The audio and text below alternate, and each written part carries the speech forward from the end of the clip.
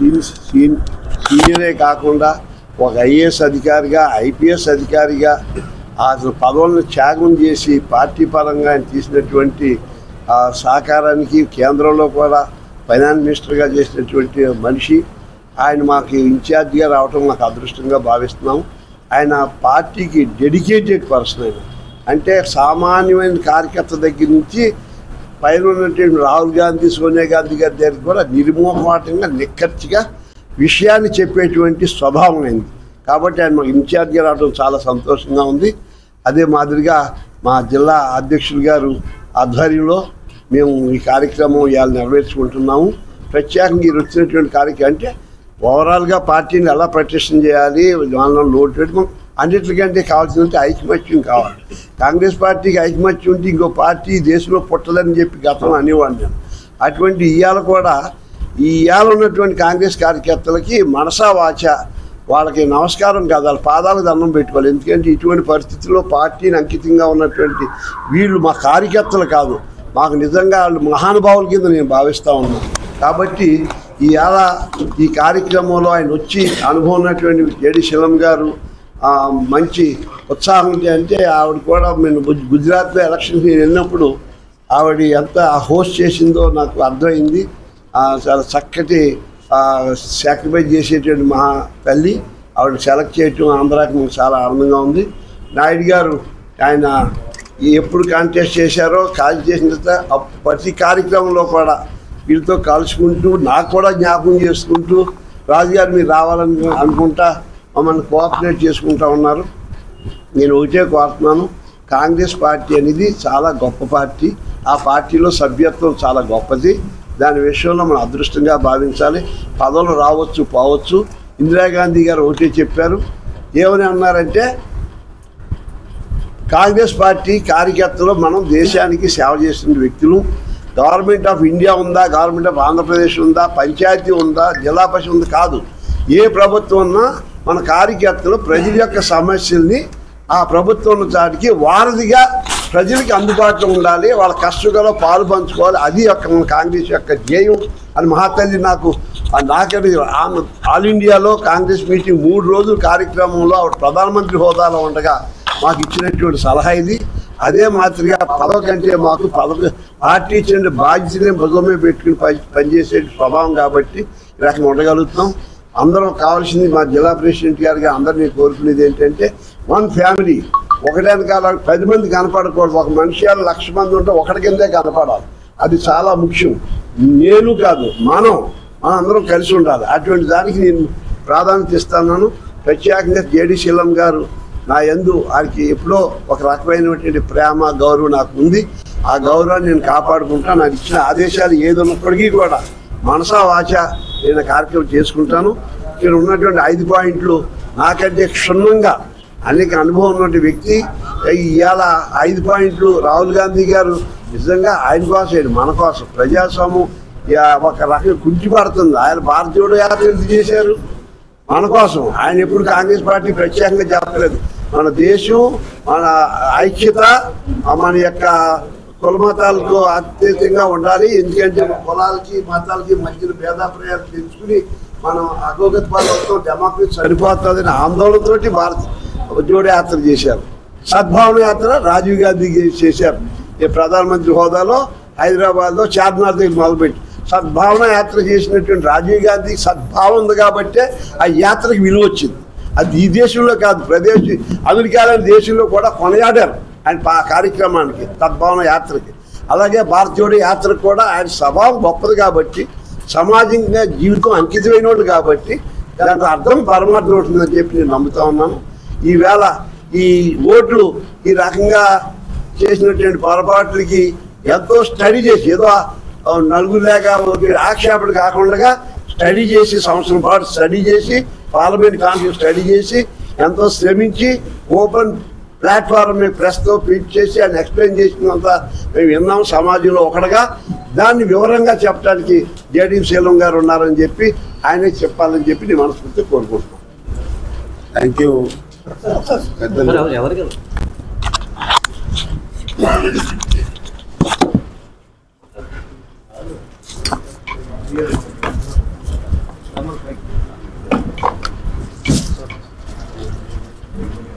పెద్దలు బాపిరాజు గారు ఈరోజు సభ నేపథ్యం చెప్పారు. ఒకటేమిటంటే రాహుల్ గాంధీ గారు ఓట్ చోర్ గద్దీ చోట్ అంటే ఓట్లను దొంగిలించి పరిపాలిస్తున్నటువంటి పాలకులారా, మీరు సరైనటువంటి రీతిలో ఎలక్షన్స్ జరుపుకోకుండా ఓట్లు దొంగిలించారు కాబట్టి మీకు పాలించే అధికారం ఎక్కడుంది అని చెప్తూనే ఎలక్షన్ కమిషన్కి ఒక 5 కోట్ల సంతకాలు సేకరించి ఒక అర్జీ తయారు చేసి మా ఎంపీలందరూ కూడా వెళ్ళి ఎలక్షన్ కమిషన్ నిర్వహించవలసినటువంటి పనులు వారు సరిగా నిర్వహించట్లేదు. అయా ప్రజాస్వామ్యం ముఖ్యం, ప్రజాస్వామ్యంలో ఓటు ముఖ్యం, ఓటు హక్కు ముఖ్యం. నా ఓటు బాపిరాజు గారికి వేసుకోవాలని నాకు మనసులో ఉంటే అది ఓటు వెళ్ళి చేరిందా లేదా అని తెలుసుకునే హక్కు నాకు ఉంది.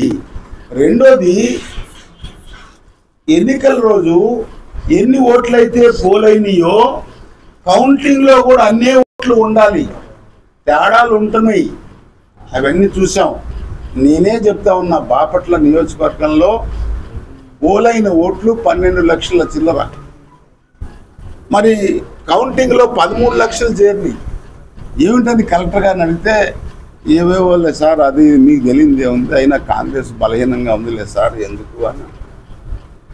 అట్లా రాష్ట్రం మొత్తం మీద చంద్రబాబు గారు మొన్న గెలిచినప్పుడు జగన్మోహన్ రెడ్డి గారు ఎలక్షన్ కమిషన్కి వెళ్ళి తేడాలు జరిగినాయని వాళ్ళందరూ పిటిషన్ ఇచ్చారు.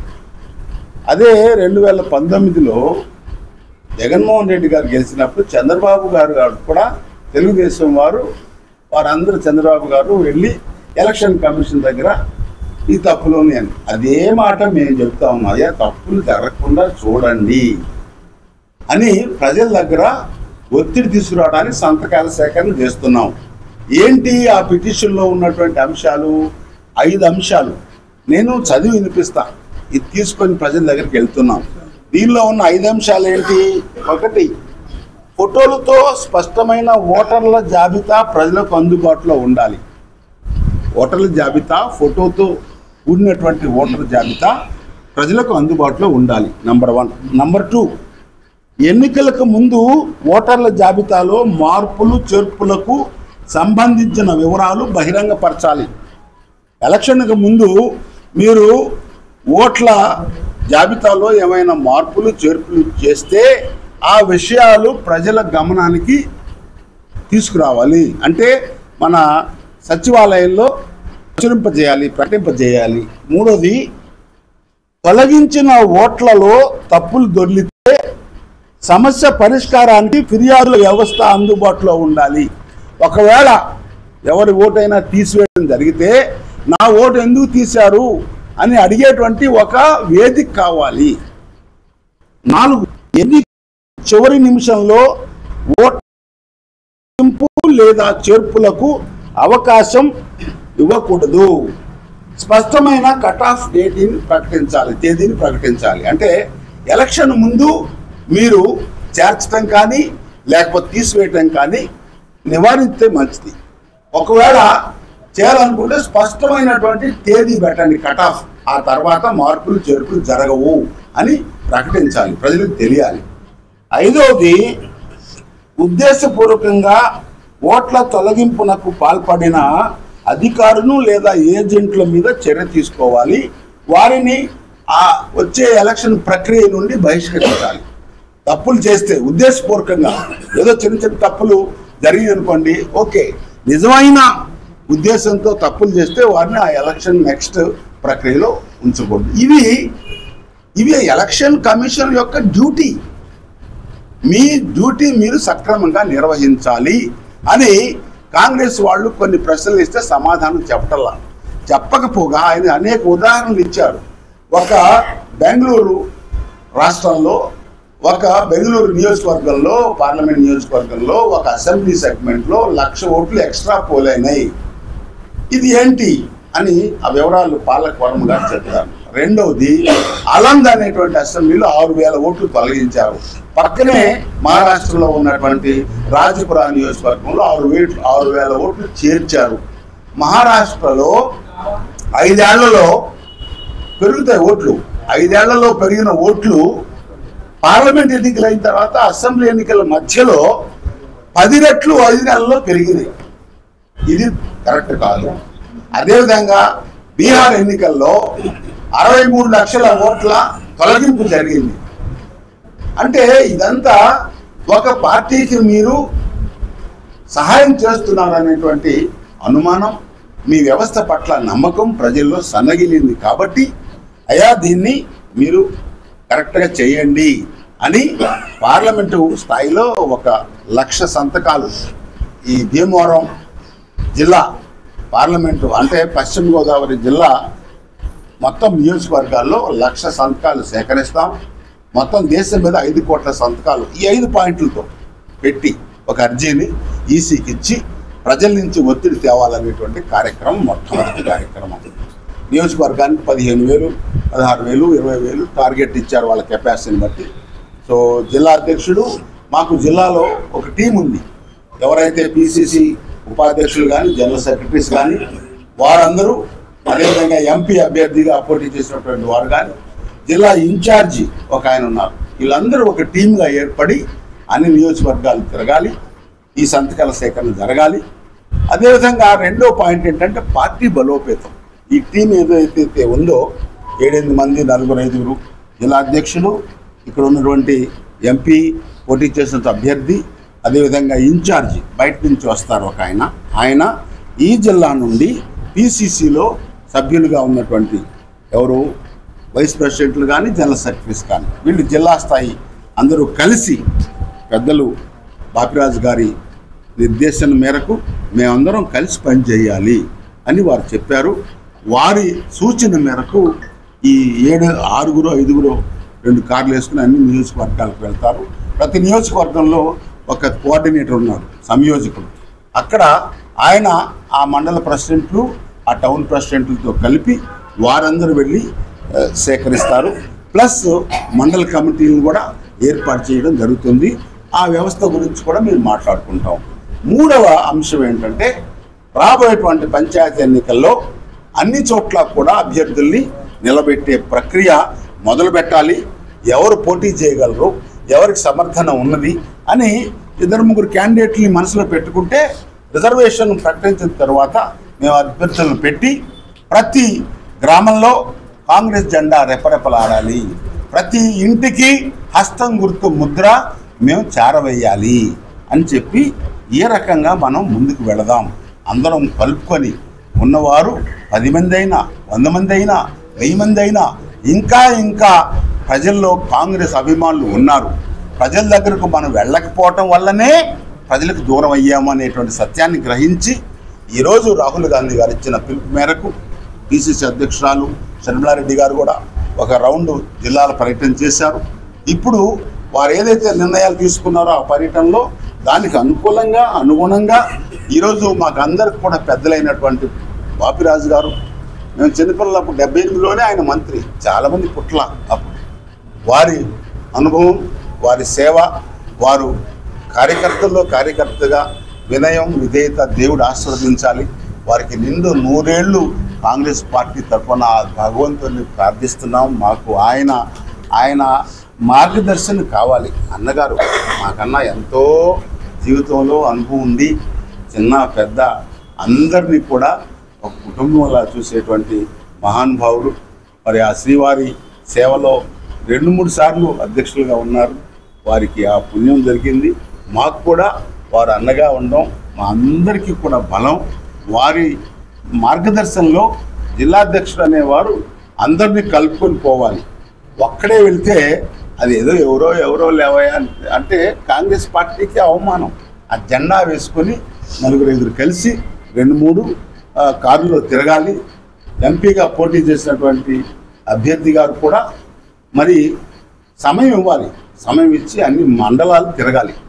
నేను గతంలో ఒకసారి ఓడిపోయా, కానీ ప్రతి గడప తిరిగి మళ్ళా గెలుస్తాననేటువంటి ధైర్యాన్ని ప్రజల నుంచి తెచ్చుకున్నా. ఆ రకంగా ఉండాలి. అప్పుడే కాంగ్రెస్ పార్టీ బలపడుతుందని నా ఉద్దేశం. ఈ 3 విషయాల మీద మేము అందరితో చర్చించి అందరం సమిష్టిగా కాంగ్రెస్ పార్టీ నిర్మాణం చేసి కాంగ్రెస్ పార్టీలో మరి అభిమానం ఉన్నటువంటి ప్రజల దగ్గరికి వెళ్ళి ఎవరైతే కాంగ్రెస్ పార్టీకి వెన్నెముకగా ఉన్నారో ఆ వర్గాలు, ముఖ్యంగా ఎస్సీ, ఎస్టీ, బీసీ, మైనారిటీలు, వారిని దగ్గర చేసుకోవడానికి వారి దగ్గరకు వెళ్ళే ప్రయత్నం చేస్తాం. ఇది అందరికీ కూడా నేను చేతులెత్తి నమస్కరించి ఒక కార్యకర్తగా నేను మీ ద్వారా ప్రజలకు కాంగ్రెస్ పార్టీ మళ్ళీ బలపడుతుంది, కాంగ్రెస్ పార్టీ మళ్ళీ మీ సేవలో వస్తుంది, మమ్మల్ని ఆశీర్వదించండి, ప్రజల ఆశీర్వాదం మాకు కావాలా అని వినయపూర్వకంగా మనం చేసుకుంటూ సెలవు తీసుకుంటాం. సార్, బీహార్ ఎన్నికలు షెడ్యూల్ ప్రారంభమైంది అనుకోండి.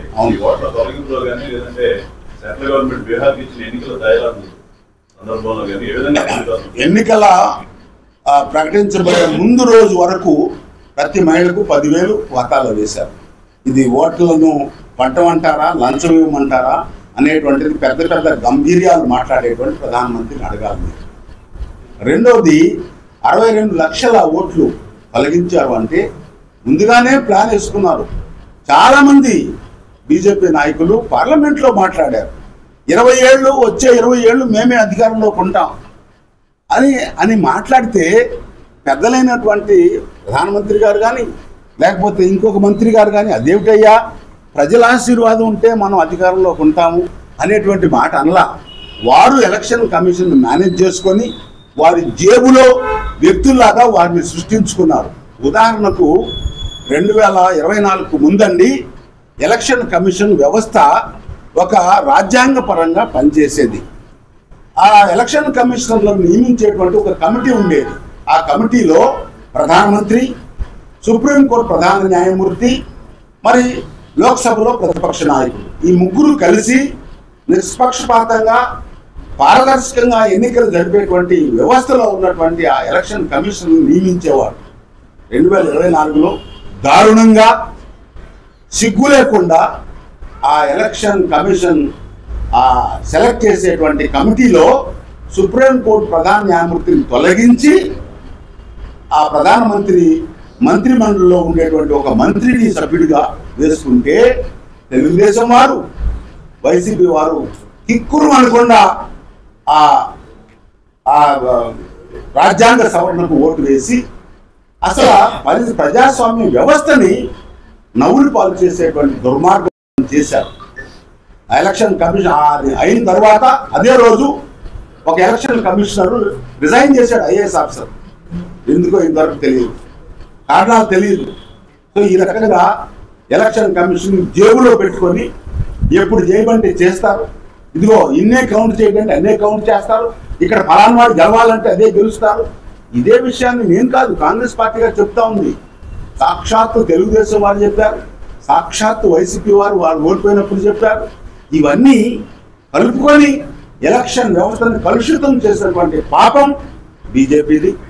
మేము ఉదాహరణతో చెప్పాము తప్ప మేము ఎక్కడో గాలి మాటలు చెప్తాం లేదు.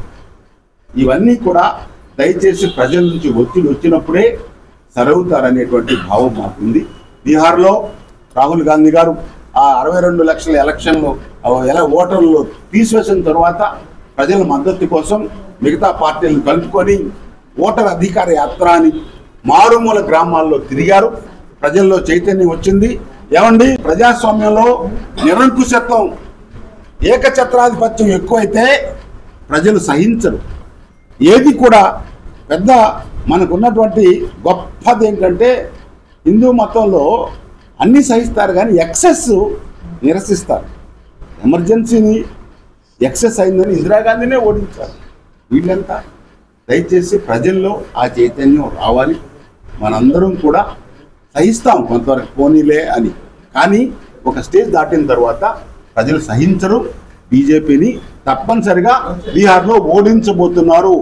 మొన్న 5 రోజుల క్రితం అంటే ఒక సర్వే వచ్చింది, సమానంగా ఉన్నారు. నిన్న అక్టోబర్ 3 వరకు చేసిన సర్వే ఈవేళ ఉదయం నేను టీవీలో చూశాను. మరి మహాకూటమి అధికారంలోకి రాబోతుంది అని సర్వేలు వచ్చాయి. బీహార్లో బీజేపీ ఓడిపోతుంది. మరి తప్పనిసరిగా అది ఒక సందేశం, సంకేతం. దయచేసి రాజ్యాంగ వ్యవస్థను నాశనం చేయొద్దండి. సుప్రీంకోర్టు ప్రధాన న్యాయమూర్తి కుర్చీలో ఉంటే ఒక దుండగుడు, పనికిరాని ఒక చెత్త మనిషి అనుకోవాలా, విలువ లేని మనిషి, చెప్పు విసిరేటువంటి దురద్రమైనటువంటి వ్యవస్థ మరి ఈ దేశంలో వచ్చింది. దయచేసి రాజ్యాంగాన్ని అవమానించేటువంటి శక్తులు వాటిని దూరం చేయాలి. ప్రజాస్వామ్యం నమ్మేటువంటి వారందరూ కూడా మన ముందుకు రావాలి.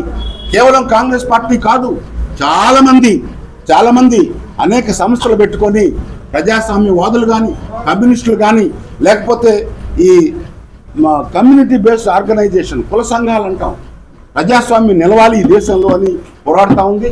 రైతుల కొరకు పోరాడుతూ ఉంది. ఎన్నిసార్లు రైతులను హింసించారు, మీరు రావడానికి వీల్లేదు అని రాజధాని చుట్టుపక్కల గోళ్ల కట్టి రైతుల్ని ఒక టెర్రరిస్టులు అనేటువంటి మాట ఉపయోగించినటువంటి దుర్మార్గం బీజేపీ. ఇవన్నీ ఉన్నాయి, దయచేసి అర్థం చేసుకోండి. బీజేపీ తప్పనిసరిగా ప్రజాస్వామ్యానికి చాలా ఆపద కలిగిస్తుంది. బీజేపీ ఇక్కడ ఉన్నటువంటి కూటమికి చెప్తా ఉన్నా, ఎవరితో అయితే బీజేపీ పెట్టుకుందో ఆ పార్టీని స్వాహా చేశారు. మీరు గమనించండి, పంజాబ్లో అకాలీదళ్ వెళ్ళిపోయింది, అదేవిధంగా ఆమ్ ఆద్మీ పార్టీతో పెట్టుకుని అది పోయింది, అదేవిధంగా మహారాష్ట్రలో శివసేన డివైడ్ చేసింది, మరి కర్ణాటకలో దేవగౌడ కొడుకుని మింగేసింది, మరి తమిళనాడులో ఏఐడిఎంకేని కాజేసింది. ఇవన్నీ కూడా ఓన్లీ మచ్చుకకే. మరి అదే ఒరిస్సాలో బీజేడీని అంతం చేసింది. ఇంకా మీ బారి కూడా వస్తుంది. గమనించండి, ఈ ప్రజాస్వామ్యం నిలవాలి, రాజ్యాంగం నిలబడాలి, రాజ్యాంగ విలువలు కాపాడాలి. అప్పుడే అన్ని వర్గాల వారు సంతోషంగా ఉంటారు, భారతదేశం సుభిక్షంగా ఉంటుంది. ప్రజాస్వామ్యం లేకపోవటం వల్లనే భారతదేశం చుట్టూ ఉన్నటువంటి శ్రీలంక, భూటాన్, నేపాల్, బంగ్లాదేశ్, పాకిస్తాన్, ఆఫ్ఘనిస్తాన్లో ఉన్నటువంటి దుర్మార్గపు పరిపాలన మనకు రాలా. ఇంకా ఈ బీజేపీ ఉంటే అదే వస్తుంది. నిన్న జరిగినటువంటి అల్లర్లు చూసాం, నేపాల్లో కానీ బంగ్లాదేశ్లో కానీ. అలాంటి పురావృత్తులు కాకూడదు, ప్రజాస్వామ్యం గెలవాలి అని చెప్తూ, ఇవి సింపుల్ 5 సూత్రాలు. ఇవి ఎవరు కూడా ఆక్షేపణ చేసేటువంటి అవసరం లేదు. మేము అడుగుతుంది ఒకటే, అయ్యా కరెక్ట్ అయినటువంటి ఎలక్షన్ రూల్స్ పెట్టండి, తీసేసేటప్పుడు చెప్పండి, మాది ఎందుకు తీసేసారో అనేదానికి ఒక వ్యవస్థ ఉండాలి. ఎలక్షన్ ముందు మీరు మార్పులు చేర్పులు చేయొద్దండి. ఒకవేళ ఎలక్షన్లో ఎవరైనా తప్పు చేస్తే వాళ్ళని శిక్షించండి. ఇంతే. అందరూ సహకరించాలి, సంతకాలు చేయాలని మనం చేసుకుంటూ సెలవు తీసుకుంటాం. అమ్మా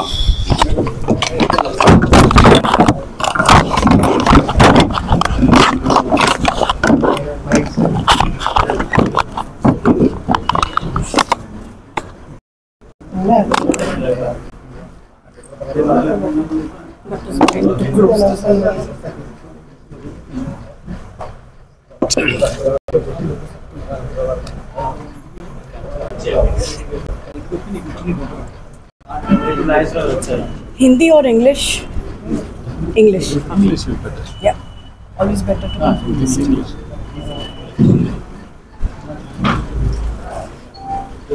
Let me know when to start. Okay. The biggest basic rights given to the Indians by any government was Constitution. The Constitution was given during Congress government, during the PMship of Nehru ji, under the leadership of Ambedkar ji. And it was right to equality. What is this right to equality? From Prime Minister to peon, from peon to Prime Minister, everybody has one vote. That is the right to equality. In last few years, during the BJP government, you all have observed what has happened. They have stolen the rights of the Indians. How? They have taken away the ports, they have taken away the airports, big businesses, farming culture, everything is being consolidated and given away to 2-3 big business houses. And who are these 2-3 big business houses? You all know, I need not name them. And why they are doing this? Because they want to snatch away the power of the Indians, which has been given by the Congress government in the past, to 2-3 few biggies. They want the Indians to have inequality. How they are doing this? I'll just give you one example of what vote chori does to the Indians. any money which has been collected by the government in the form of tax from the people of India needs to be spent for the development of the nation, whether it is for the construction of medical college or schools or any infrastructure or bridges or metros or industries.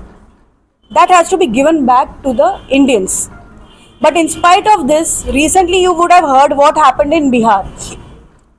1050-acre land, I'll repeat, 1050-acre land was given to Adani for power plant project, which was previously supposed to be handled by the government of Bihar, but it was, for some reason, it was given to Adani.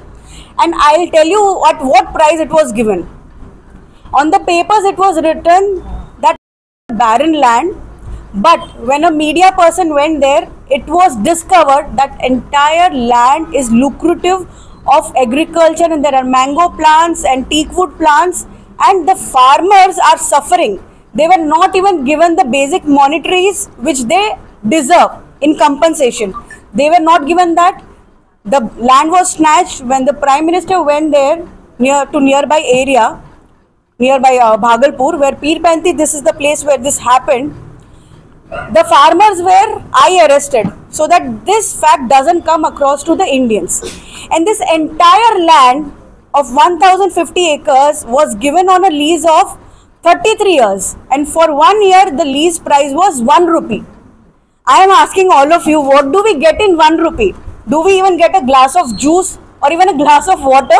In 1 rupee we don't get. But for 33 years lease, 1050 acre of land was given for only 33 rupees to this biggie, wherein this was the right of the people, not of these biggies. So that is how they snatch away the voting rights and the rights of the people. So snatching other things was still like, people were not questioning. Now people in Andhra will also question, it is happening in Bihar. What do we do in Andhra about this? So please don't confuse. If it is happening in other state, it will not happen in Andhra. We all know what is happening in Visakhapatnam. The Visakhapatnam steel plant was given by the Congress government, Rajshekhar Reddy ji, to the people of Andhra, for the people of Andhra. But now the privatization is happening, and our PCC President Sharmila ji has also gone now and again for the agitation and raising the voice for the people. But this government is deaf, and they are still continuing the process, and slowly underground the process is going on. Whom is this is going to affect, and whom they are planning to give this, you all know, right? I need not again repeat whom they are trying to benefit. So by vote chori, what happens? If it is happening in other states, we all feel okay, it happened in Haryana, it happened in Maharashtra, it happened in Chhattisgarh. It wouldn't have happened here. But who knows the facts? Whether it happened here or no, I'm sure it happened everywhere. And what happened? We started a study in Mahadevpura. Our leader Rahul Gandhi ji and a team of 40 people started this study in Mahadevpura, and the story behind that is, when we questioned the election commission in Maharashtra, wrote multiple letters before the assembly elections, because there was a number of voter sludge around 30,000 to 40,000 per assembly in last 6 months from parliament to assembly elections, which did not happen in last 5 or 30 years, which was a questionable rise, and it was not matching to the ratio of the population of that assembly. But election commission was again blind and deaf to these letters and did not bother to respond. They did not bother to respond in Haryana, and that is how, when we asked for the study in Mahadevpura, that is one of the assemblies in the Bangalore Central Lok Sabha of Karnataka. So we asked the list of voters from the election commission. They did not give the digital data, because digital data is slightly easy to study. They gave a pile of 7-foot paperwork, which took a period of 6 months for the 40 people of team to discover the facts of that voter list. And what was discovered was really shocking. Duplicate voters. Okay, so almost 40,000 were the duplicate voters, where one individual, maybe with slight different name and different photo angles, was voting in multiple booths or multiple states also. That was also shown in the proof by Rahul Gandhi ji on 7th August when he did the press conference. Then there were invalid photos. Invalid photos mean the photo is very small or photo is not there. Around 11,000 voters were registered like that. Then there was invalid address. So in one house, 80 voters are registered. In some other house, 46 voters are registered. In some other house, 86 people are registered. That is how number of people were registered in a small room. And one of the media person, when he went after Rahulji's press conference to that one of the house where 80 voters were registered, a tenant was there who was from UP. There were 3 people residing in a room of 255 square feet room, and he was shocked. He said, we cannot accommodate 80 people here, and we are only 3 people staying since last 2 years. And upon discovery, we came to know that the house was of a BJP Karyakarta and this person was a tenant. Again, invalid address, house number 0. Do any one of you know that house number 0 exists? I doubt. If this house number doesn't exist, that means the true voter also doesn't exist. Lastly, misuse of Form 6. What is Form 6 used for? It is used for the first time voter. The age group will be going from 18 years to 24 years. But again here almost 44,000 people were registered under the Form 6 from the age group of 56 to 98 years. 56 to 98 years first time voter registration. This was also found invalid. So Mahadevpura assembly, which had approximately 6 lakh voters, had 1,06,000 fake voters, which is the victory margin for a candidate to win or lose.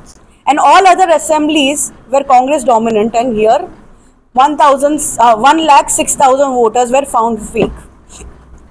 After this, Election Commission should have taken serious steps and done the inquiry of what is going on in the ground.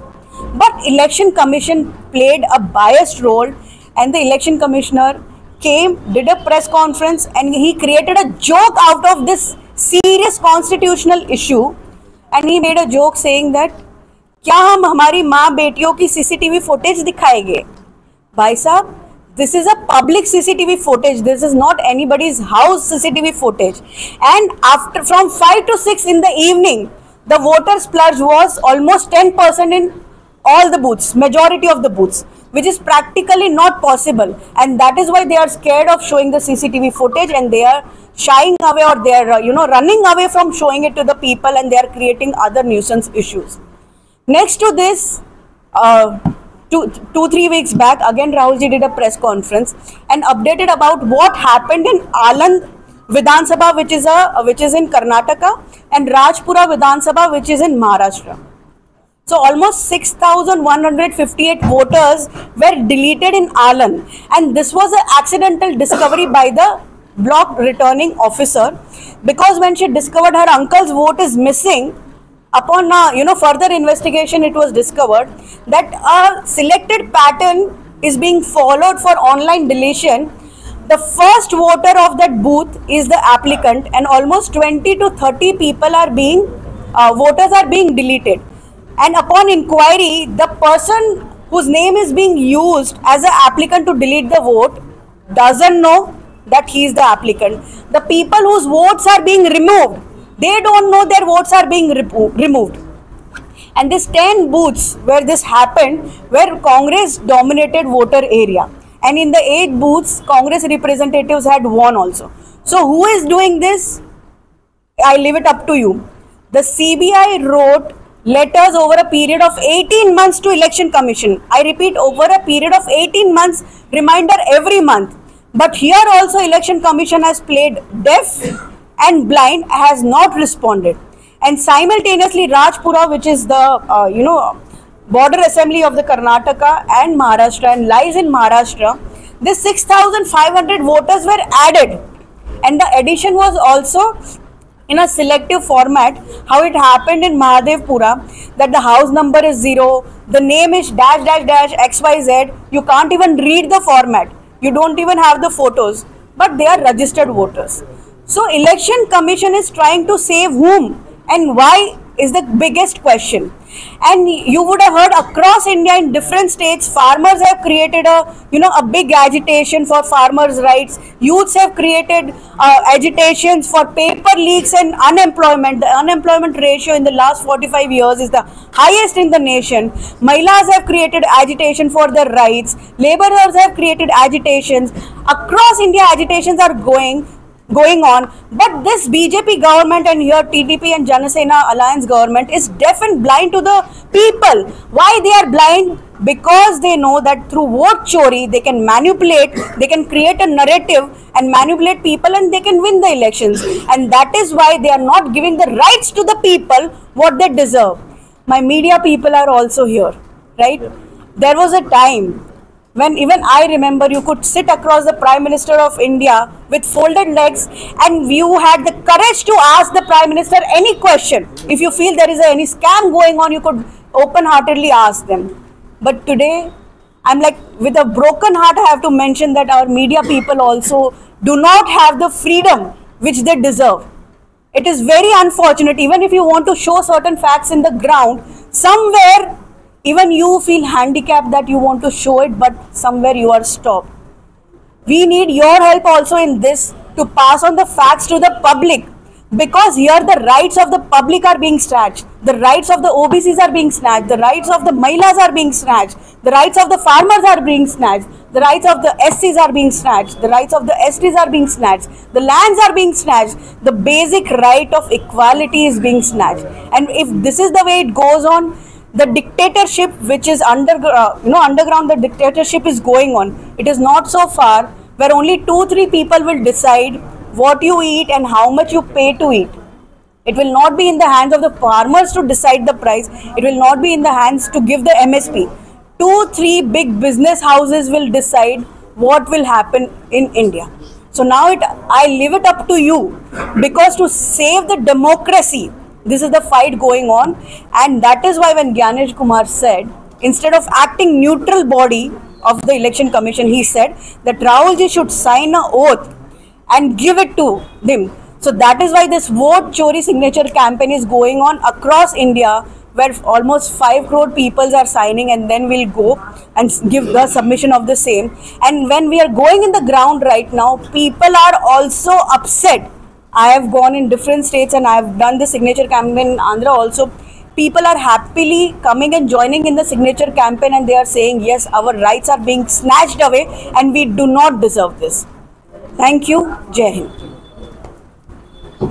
ఇప్పుడంతా signatures కలెక్షన్కి వెళ్తా ఉంది. రాజుగారు signature కలెక్షన్కి వెళ్ళాలా? మాట్లాడతాను,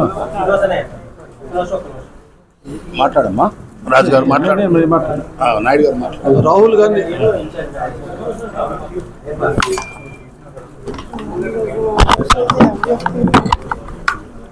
రాహుల్ గాంధీ గారి నాయకత్వంలో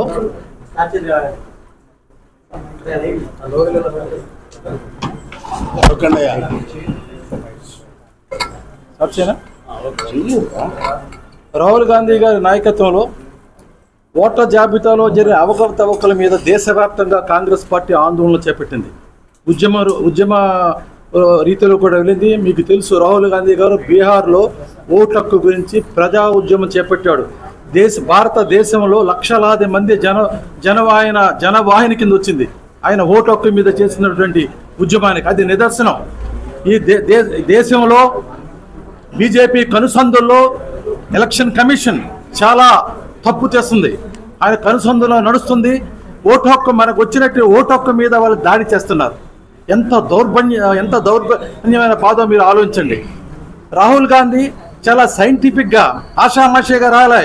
ఆయన సంవత్సరం పాటు స్టడీ చేసి సైంటిఫిక్గా సెంట్రల్ ఆర్గనైజ్డ్గా బెంగళూరులో ఒక అసెంబ్లీ సెగ్మెంట్ మహదేవపురాన్ని పట్టుకుని ప్రజాక్షేత్రంలోని ప్రజల మైండ్లో తీసుకెళ్ళి దేశవ్యాప్తంగా నేను చెప్తున్నాను. నాకు తెలుసు, నార్త్ ఇండియాలో అన్ని స్టేట్లో ఎక్కువ నాకు ఫ్రెండ్స్ ఉన్నారు. ఎక్కడ చూసినప్పుడు ఆ ప్రజల కామన్ మ్యాన్ వెళ్ళిపోయింది. వీళ్ళు దొంగలించి ఎలక్షన్ నెగ్గుతున్నారు. వీళ్ళ నైతికంగా నీతి నిజాయితీగా వీళ్ళు ఎలక్షన్ నెగ్గట్లేదు. బీజేపీ ఎలక్షన్ కమిషన్ని ఫుల్ కంట్రోల్ చేసుకుంది. చాలా అన్యాయం, దారుణం. 65 లక్షల ఓట్లు తీసేశారంటే ఎంత దారుణం అండి అది. మీరు చెప్పండి. 65 లక్షల ఓట్లు వీళ్ళు ఎలక్షన్ ముందు, ఒక రోజు ముందు ఒక ఓటర్కి ప్రతి వ్యక్తికి బీహార్లో 10,000 రూపాయలు వేస్తున్నది. అది దారుణం కాదా? ప్రజాస్వామ్య అపహాస్యం కదా? ప్రజాస్వామ్య దాడి కదా నేను అడుగుతున్నాను. ఏ ఎలక్షన్స్ అండి ఇవి?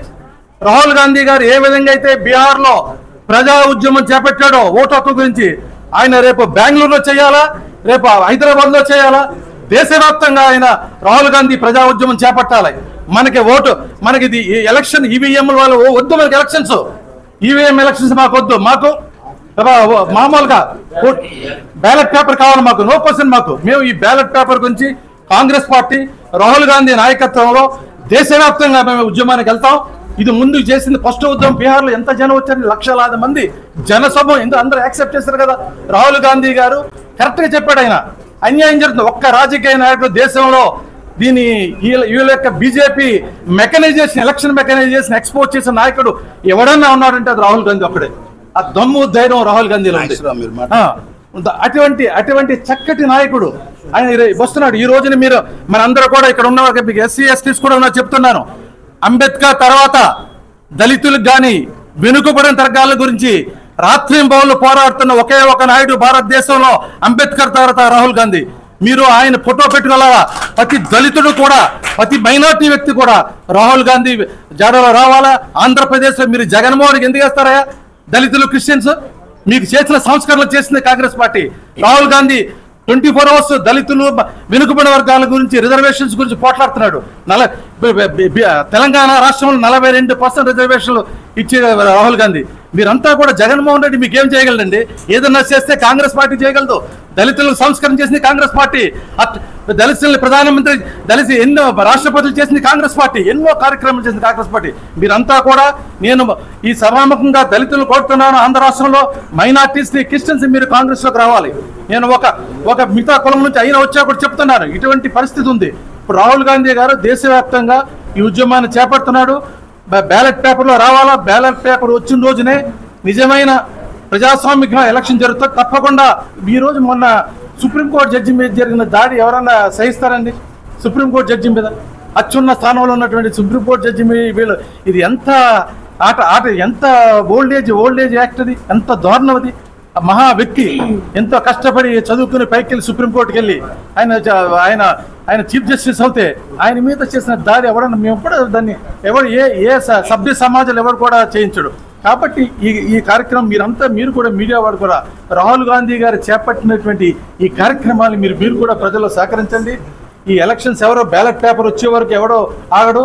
ప్రజల్లో రాహుల్ గాంధీ గారు మళ్ళీ ఆంధ్రాలో, ఇటు హైదరాబాద్లో కానీ, ఇటు కర్ణాటక ఆయన చేస్తే జనసమూహాన్ని వెనకాల వెళ్తారు. తప్పకుండా జరుగుతుంది. అది కావాలని మేము కోరుకుంటున్నాం. మెయిన్లీ ఇప్పటిది 5 పాయింట్లు సిగ్నేచర్ క్యాంపెయిన్, దాని మీద ఫోకస్ చేద్దాం. సిగ్నేచర్ క్యాంపెయిన్ 5 పాయింట్స్ మీద ఫోకస్ చేద్దాం. శ్రీనివాస్ గారు.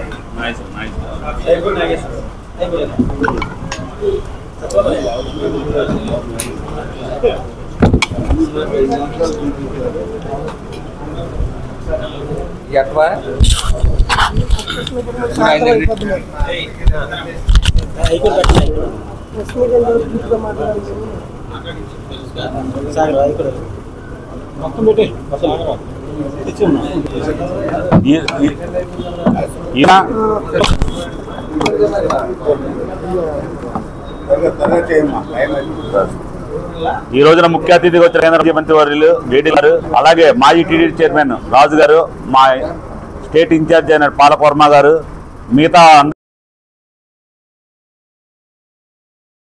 అందరికి కూడా సభాముఖంగా నమస్కారం తెలియజేస్తూ, రాహుల్ గాంధీ గారు ఇచ్చిన పిలుపు మేరకు ఓట్ చేరే గద్దె టోల్ అనే కార్యక్రమంలో ముఖ్యంగా ఒక స్వయం ప్రతిపత్తి సంస్థ అయిన ఎలక్షన్ కమిషన్ ఏదైతే ఉందో దాన్ని ఒక బీజేపీ గవర్నమెంట్ గత 12 సంవత్సరాల నుంచి గుత్తాధిపత్యంలో పెట్టుకొని ఎలక్షన్ని ఓట్లు చోరీ చేస్తూ, ప్రజాస్వామ్యాన్ని అపహాస్యం చేస్తూ, రాజ్యాంగబద్ధమైన ఒక ఎలక్షన్ కమిషన్ని ఎలా వాడాలో తెలియకుండా, అలా ఎలక్షన్ కమిషన్ కూడా వాళ్ళు సూచించే అభ్యర్థినే ప్రతిపక్షంలో రాహుల్ గాంధీ ఉన్నప్పటికి కూడా ఆ అభ్యర్థిని కన్ఫర్మ్ చేస్తూ, ఈ రోజున రాహుల్ గాంధీ ఏదైతే ఒక 5 డిమాండ్లు పెట్టారో దానికి సమాధానం చెప్పాల్సిన అవసరం ఎంతైతే ఉంది ఎలక్షన్ కమిషన్. ఆ ఎలక్షన్ కమిషన్ కూడా బీజేపీ గవర్నమెంట్కి తొత్తుగా వ్యవహరిస్తూ ఈ ఏదైతే ఓట్ల చోరీ గురించి ప్రతిపాదిస్తుందో అవన్నీ కూడా ప్రజలు కాంగ్రెస్ పార్టీ కార్యక్రమం కాదు, అన్ని పార్టీలకి అన్ని నాయకులకి అలా జర్నలిస్టులకి ప్రతి ఒక్క పౌరుడికి తెలియాల్సిన విషయం. మీకు ఒకటే చెప్తున్నా, ఒక నియోజకవర్గం తీసుకోండి, పోలైన ఓట్లు వీవీప్యాట్లు మిగతా విషయాలన్నీ కూడా పరిశీలిస్తే మీ అందరికి అర్థమవుతుంది. దయచేసి ఈ కాంగ్రెస్ పార్టీ ఇది ఏదైతే ఈ కార్యక్రమం స్టార్ట్ చేసిందో ఒక పార్టీగా కాకుండా ప్రతి పౌరుడు ఆలోచించిన విషయం ఉంది ఇందులో. దయచేసి కాంగ్రెస్ పార్టీకి మీ అందరూ మద్దతు తెలియజేయవలసిందిగా కోరుతూ ఏదైతే రాహుల్ గాంధీ చేపట్టిన కార్యక్రమానికి మద్దతు తెలియజేద్దాం కోరుతున్నాం. Thank you.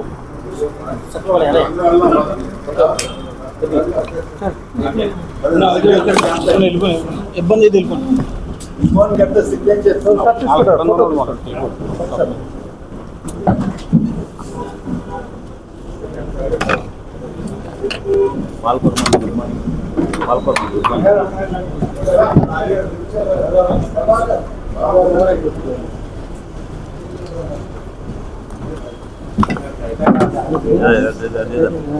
ఇస్తానన్నా ఫోన్ ఎవరు తీసుకెళ్తారు ఇప్పుడు దొరికిపోతుంది వచ్చారు కార్యక్రమం. రాహుల్ గాంధీ గారి నాయకత్వం, రాహుల్ గాంధీ గారి నాయకత్వం. జై కాంగ్రెస్, జై కాంగ్రెస్. మనందరం ఇప్పుడు అందరూ వెళ్ళి మన సెంటర్లో ఎక్కడ ప్రజానీకం ఉంటే వారి దగ్గర సిగ్నేచర్ తీసుకున్నాం. ఐదు ప్రశ్నలు వేసి ఎవరైనా అడిగితే ఎక్కువ చేస్తున్నారు అంటే ఓటరు